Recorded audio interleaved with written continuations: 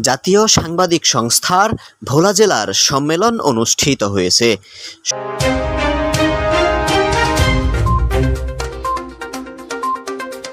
অপরূপ TV online. জাতীয় সাংবাদিক সংস্থার ভোলা জেলার সম্মেলন অনুষ্ঠিত হয়েছে।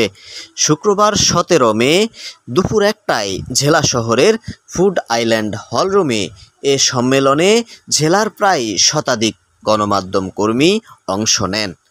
সম্মেলনে প্রধান অতিথি হিসেবে বক্তব্য রাখেন সংস্থার কেন্দ্রীয় সভাপতি মামুনুর রশিদ শাহীন ও প্রধান বক্তা কেন্দ্রীয় মহাসচিব মোহাম্মদ কামরুল ইসলাম। সম্মেলনে বক্তারা নিজেদের অধিকার আদায়ের সার্বিক বিষয় নিয়ে বিশদ আলোচনা করেন।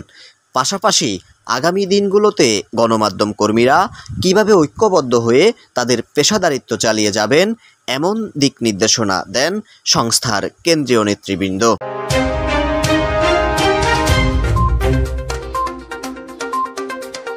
অপরূপ টিভি অনলাইন।